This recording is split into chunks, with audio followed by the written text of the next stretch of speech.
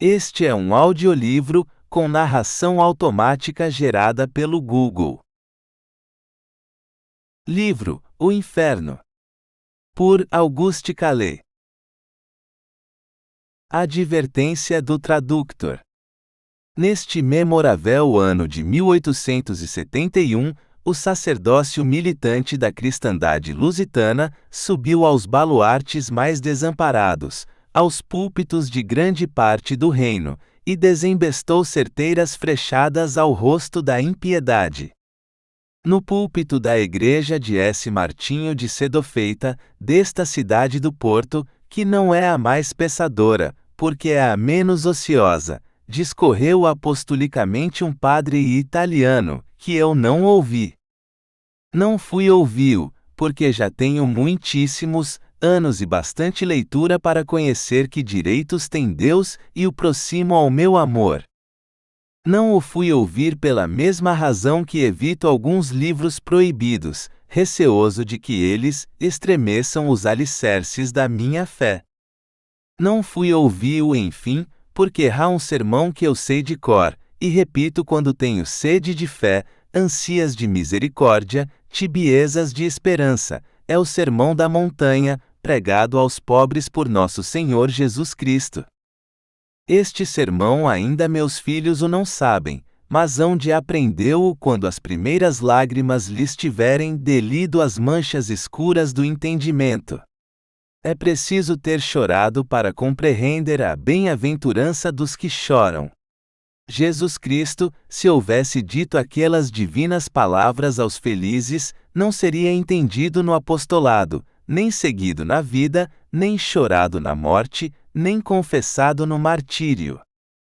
Levantei, pois, o pequenino e frágil oratório das minhas preces humildes sobre a confiança do Divino Pai, e se em minha alma sinto o desejo de não ter nascido para dores desiguais, ao alento de cada homem, reconheço que o oratório do pensador está tanto à vista de Deus, que o anjo da paciência abre as suas luzentíssimas asas sobre os meus abismos escuros. Ora, eu sei de triste experiência que os discursos do missionário em Portugal me desataviam o espírito das vestes graves com que costumo entrar nos templos. Na minha mocidade estudei gramática, fui examinado em lógica, decorei a inutilíssima coisa chamada retórica, cursei muito pela rama algumas aulas de teologia, finalmente, poli quanto pude a razão para que se espelhassem nela os preceitos e conceitos dos oradores sagrados. Pois acontecia que todos aqueles predicados, desde a gramática de Lobato até a teologia do bispo de Leão, cá no meu interior despiam a casaca e a dalmácia venerandas, para galhofarem de uns certos padres que se imaginavam favorecidos da infusão científica, uma só vez milagrosamente concedida pelo Espírito Santo aos santíssimos ignorantes do cenáculo. Arguiam-me de indiscreto os bons amigos que me ouviam deplorar a decadência da oratória sacra, justificando o proposito pelos resultados, a unisseção do pregador pelo soluçar do auditório, a fertilidade da palavra pela emenda das culpas. O soluçar do auditório era tão aceitável e prestádio como as lágrimas no teatro, que denotam, quando muito, corações sensíveis. Aquilo, porém, de emenda das culpas, é que vinha desconceituar a argumentação dos meus amigos. As culpas, o desconcerto da vida, a irreverência a Deus, o desamor ao próximo, as entranhas descaroadas do rico, a rebelião cobiçosa do pobre, a mão que se esquiva em levantar da lajem o órfão, estas e outras más fibras do coração humano, poderá retemperá-las a consciência ilustrada, mas a consciência espavorida pelo medo dos castigos eternos, essa não. E os missionários que ludibriavam a minha devoção ou curiosidade, demonstravam a precisão de sermos continentes, sobrios, humildes, caritativos, cristãos enfim, para não sermos eternamente refervidos no lago de sulfur candente. Eu nunca ouvi dizer na casa da oração que a providencial justiça tem o seu tribunal em meio dos vivos, que o vício deshonra, infama e tolhe o gozo dos bens desta vida, que a repulsão do delinquente é um castigo, que a sociedade pune primeiro que a lei, e que, se a justiça dos códigos algumas vezes erra, a justiça complexa da opinião pública mantém a disciplina do suplício, invisível, mas exulcerante na consciência do culpado. Nunca ouvi missionário que me parecesse mais ilustrado que a maioria dos seus ouvintes, nem vi espectáculo onde reluzissem mais vivos e tristes reflexos da idade mídia. Historias horrendas e às vezes esqualidas de castigos infernais, imersões em caldeiras rubidas das lavaredas, corpos espedaçados por dragões e logo recompostos para nova e eterna dilaceração, emborcações de peçonha na boca dos gulosos, amplexos de serpentes escamosas de brasas naqueles que lubricamente deleitaram os corpos neste mundo. Era isto, não era o penetrante pejo do vício que chamava aos olhos do auditório as lágrimas restauradoras. Mas, ao fechar da missão, o peito opresso do pensador aterrado desafogava-se na esperança de iludir o diabo com uma confissão geral e um profundo pesar na hora da morte, visto que o missionário promete ao céu aos que, nos últimos instantes, se sentissem vivamente magoados de terem sido perversos. O céu. E que promete o Padre aos justos, aos que desde a juventude até a decrepidez apenas prevaricaram venialmente. O céu. E aos apostolos que vão à fogueira, oferecendo ao divino mártir o tributo de suas agonias. O céu. O céu para o facínora contricto no último momento, e o céu para o santo de toda a vida. O céu para o mártir, e o céu para o algoz, que houve remorso de o haver matado. Ó fé, revérbero de Deus, estarias apagada, se não fosses divina. Em compensação, porém, que profusa prodigalidade de infernos além túmulo. Infernos legendários, imitações do grego, do egípcio, do indostânico, todos os infernos, excepto o verdadeiro, o inferno desta vida, a corrente do remorso ao pelourinho da consciência, e a desgraça implacável ainda para os que não têm consciência nem remorso.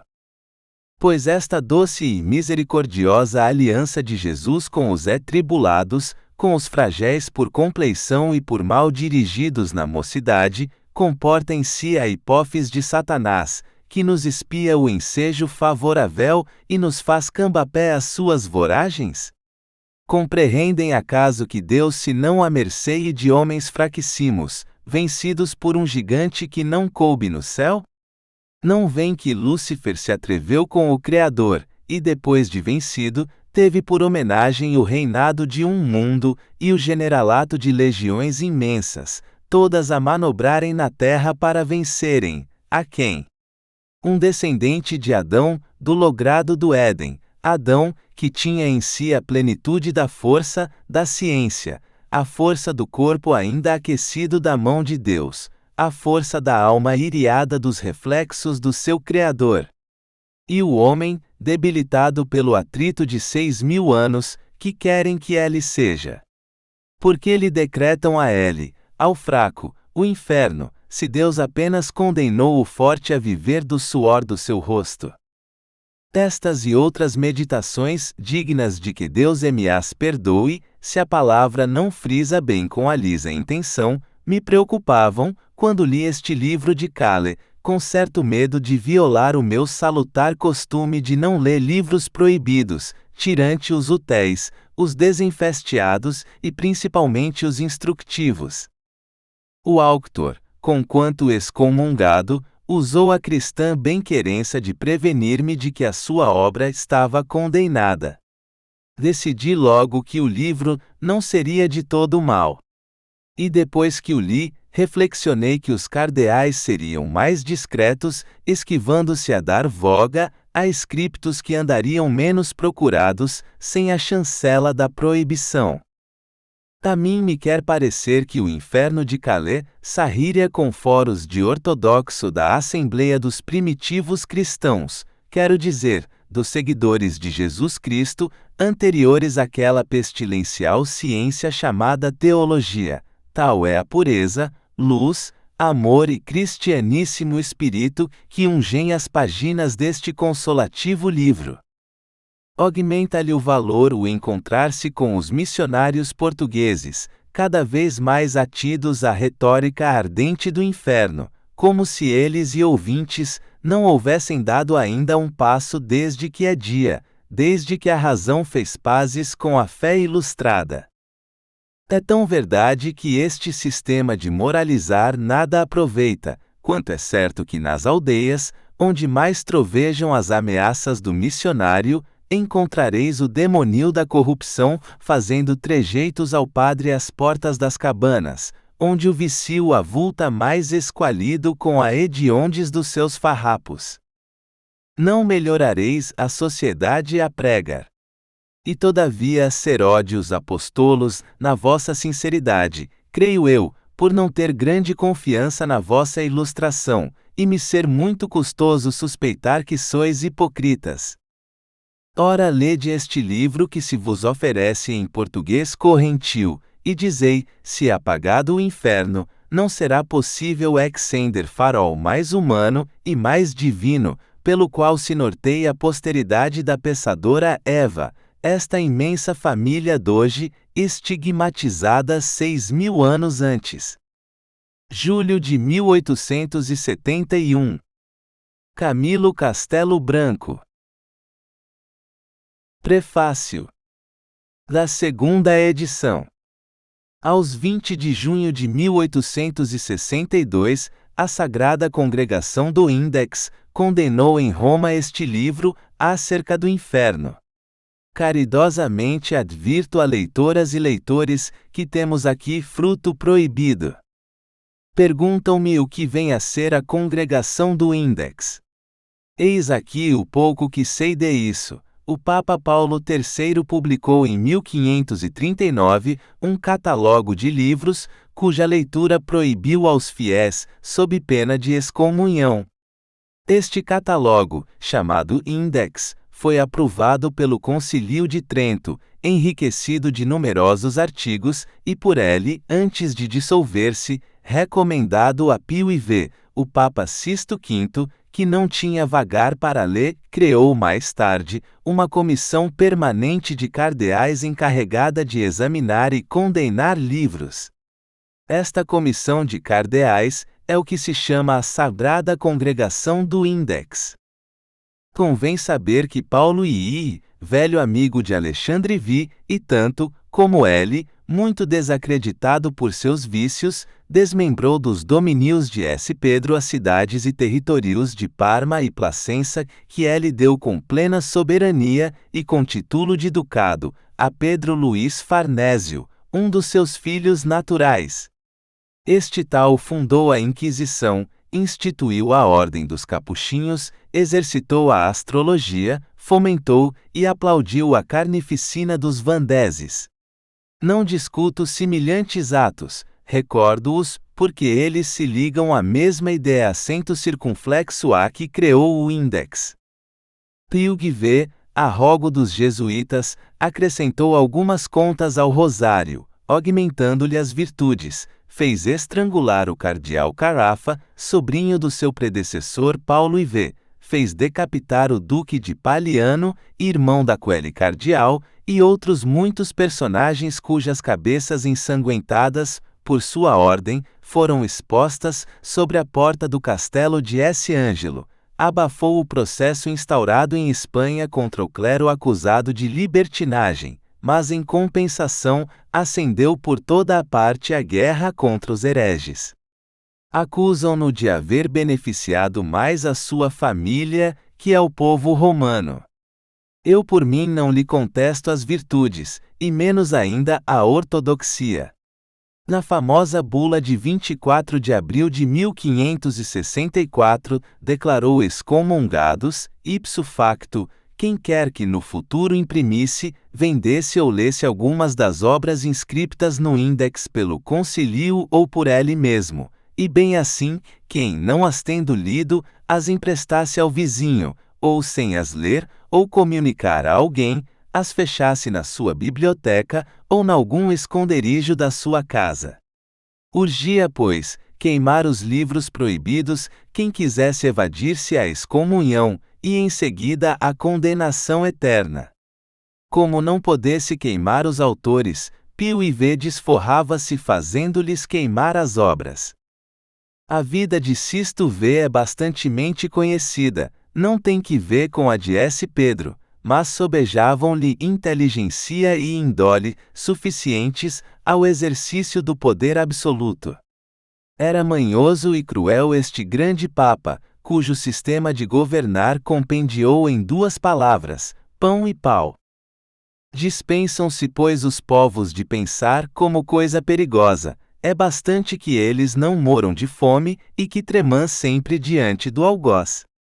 Depois erijam-se obeliscos e edifiquem-se templos.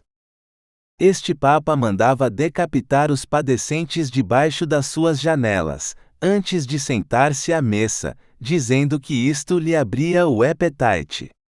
As cabeças dos supliciados, que ele expunha e deixava apodrecer aos olhos dos caminhantes, ameaçavam de peste a cidade. Apesar dos juízes, fez enforcar um mancebo de 16 anos, por haver resistido aos quadrilheiros que o prenderam. Ordenou que cortassem as mãos, e que traspassassem a língua de um auctor epigramatico. Excomungou a rainha Isabel, desquitando a nação do juramento de fidelidade. Excomungou o rei de Navarra, o príncipe de Condé, e o rei de França, exaltando até ao delírio o fanatismo dos partidários da Liga, e depois do assassínio do desgraçado Henrique III, elogiou em pleno consistório Jacques Clément, comparando-o a Judite e Eleazar, débeis, mas fiéis instrumentos do Deus dos combates. E como signa o sensibilíssimo de sua terna solicitude pela salvação das almas, restabeleceu ao mesmo tempo o Santo Ofício e cumulou de indulgências a confraria do Santo Cordão. Era próprio deste grande e devoto Papa continuar a guerra declarada por seus predecessores à razão humana e à liberdade da consciência, instituindo de par com o Santo Ofício a congregação do Index. Não cuideis, porém, que os livros condenados por esta congregação fossem lidos pelo Papa, ou sequer pelos cardeais encarregados de isso.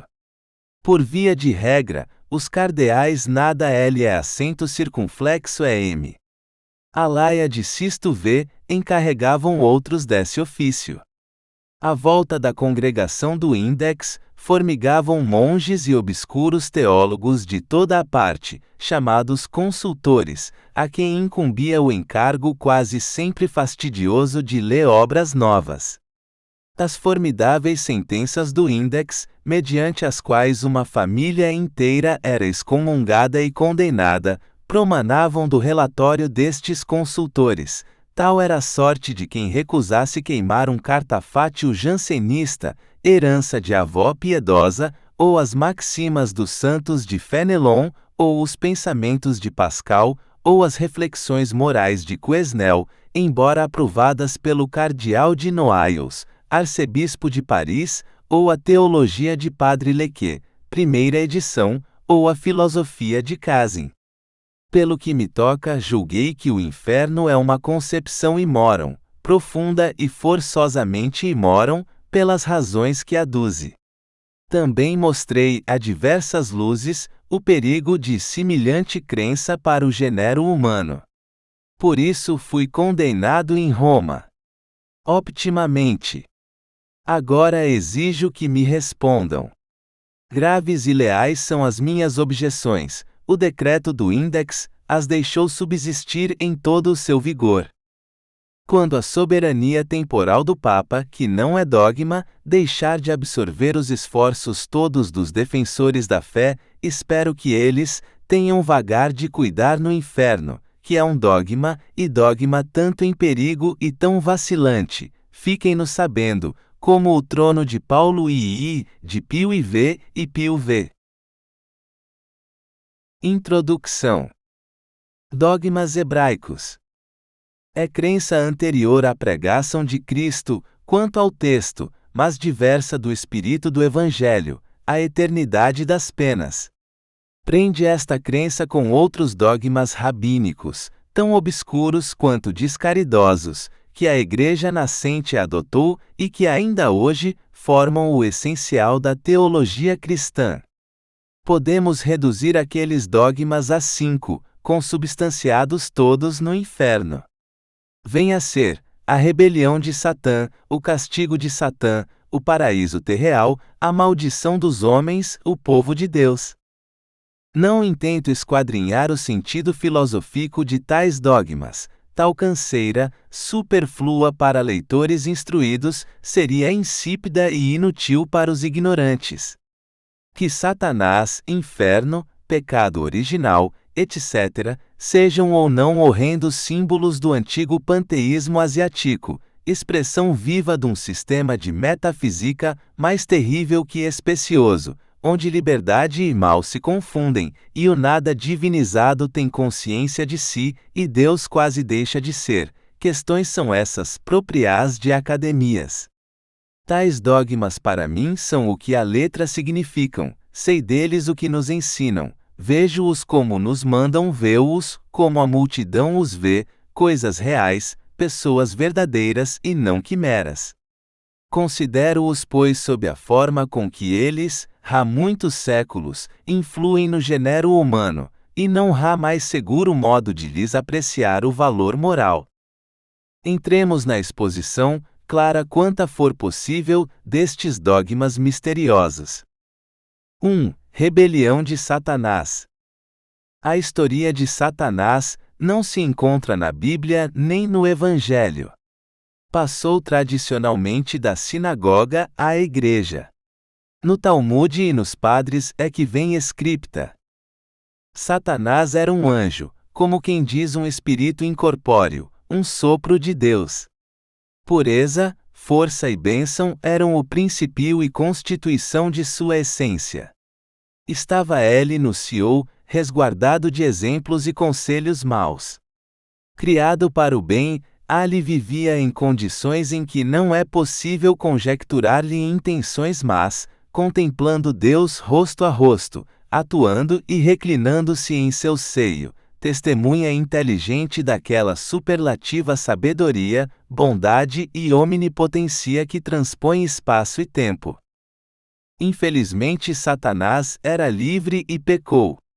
É obra sua o mal que antes dele não existia. Concebeu ele, e, caso estranho, produziu ali mesmo no Sheol, em meio dos resplendores incriados, e eternas bem-aventuranças, e depois quis-lhe como a seu, e propagou-o por entre os anjos. Este pecado, aliás inqualificável, visto que lhe não conhecemos a espécie, é, como vou demonstrar, o verdadeiro pecado original. É a primitiva e inexorível fonte de dores do gênero humano, posto que ainda não houvesse gênero humano, na desconhecida época em que ele perturbou o céu. Todos os transtornos do universo, mal físico e mal moral, é aquele pecado que os explica. Saibamos como Satanás foi castigado. 2. O inferno. Deus não quis aniquilar Satanás, nem perdoar-lhe. Criou o inferno, e precipitou-o lá com os seus cúmplices. Fogo, frio, esvarrimentos de fome, tédios da saciedade, golpes de ferro, trances de agonia, inveja, remorsos, tudo isso não basta a dar-nos muito em sombra ideia assento circunflexo a dos tormentos da coelha abismo. Coroa-lhe o horror não ser a e conhecida a morte. Se a morte lá pudesse entrar, a esperança iria com ela, deixando entrever o nada como acabamento de tão enormes penas. Se, porém, foi recusada a Satanás esta miserável consolação, goza-se de outra em desforra. Deus, que o reduziu à desesperação, deixou-lhe a faculdade de o molestar, atravessando-se-lhe nos intentos, contrariando-lhe as leis, multiplicando e perpetuando o mal por toda a parte, salvante-o Senhor. É o inferno o senhorio de Satanás, mas não cabe lá. É-lhe toda a criação, campo franco para a sua malfeitora atividade. Verdade é que leva consigo, onde quer que vá, a sua imortal tristeza, e pelo tanto, toda a parte lhe é inferno. Não obstante, é incompreensível que ele de lá sarrisse, se lhe não fosse algum hediondo regalo isso de fazer tudo quanto quer, excepto o bem, poder singular que Deus lhe concedeu, e ele exercita incansavelmente, seu prazer único, necessidade propriada à sua desgraça, e que há de durar tanto como ele. Tal é o castigo de Satanás. Crime e castigo são por igual espantosos e ininteligíveis. Agora, vejamos o que daí resulta. 3. Paraíso terreal. No segundo e terceiro capítulos do Gênesis, refere Moisés a criação e queda do homem. Esta breve passagem foi difiusamente glossada por hebreus e padres da Igreja, e raro haverá quem a não haja ouvido explicar do púlpito, como eu brevissimamente a vou explicar, acrescentado-lhe reflexões minhas. Adão e sua companheira tinham recebido no Éden uma lei moral simplíssima e muito clara. Era-lhes lícito saborear todos os frutos daquela mansão de delícias, tirante o fruto de uma só árvore. Feito isto, a sua felicidade seria perfeita. Conta-se que eles estavam ali mais inocentes que os recém-nascidos e ao mesmo tempo mais instruídos que os anciãos d'hoje em dia. Obedecia-lhes a natureza, e eles compreendiam-lhe a voz. Cuidados nenhuns, nenhumas lágrimas, primavera eterna, e a mocidade imorredoira em todo o seu ser. Deus folgava descer-se do Senhor para neles contemplar a sua viva imagem, e então lhes mostrava seu rosto, e lhes falava. Entretanto Satanás foi espera-os debaixo da árvore da ciência, cujo fruto lhes fez comer. Não se corromperam per si mesmos como Satanás, mas eram livres, e o tentador estava ali. Quem tinha seduzido os anjos, como deixaria de seduzir-os a eles? Que considerações o reteriam? Não receia Deus, porque Deus lhe não pode agravar o suplício, pois que esse suplício é eterno, e o inexprimível horror de tal castigo consiste na eternidade dele. Pelo que respeita à piedade, é sentimento que Satanás não conhece, pois que Deus lhe não mostrou a ele, o primeiro de todos os seres que a necessitará. A semelhança das outras criaturas, tem somente aquilo que recebe, e o que brilha em si não é o amor divino, é a divina colera que o conserva devorando-o. Quais foram as consequências da queda? 4. A maldição. Não aceitou Deus as desculpas de Adão e Eva. De tal modo o irritou a desobediência, que, no auge da sua ira, amaldiçoou-os e com eles a terra que os continha, dupla maldição, que abrange alma e corpo, espírito e matéria, eternidade e tempo, o homem todo na intimidade de seu ser imortal e nas condições exteriores da sua existência transitória. De feito, foi Adão condenado à morte. O corpo reverteu ao pó, e a alma caiu no inferno. Esperando, porém, este último castigo, foi-lhe forçado sofrer outro neste mundo. Caiu sob o poder de Satã. Os miraculosos conhecimentos que ele tinha, perdeu-os para sempre. Repulso do Éden, nada sabia do que tinha sabido naquele lugar, e como a terra... Esperamos que você tenha gostado desta prévia. Para continuar ouvindo este audiolivro no Google Play Livros, use o link na descrição do vídeo.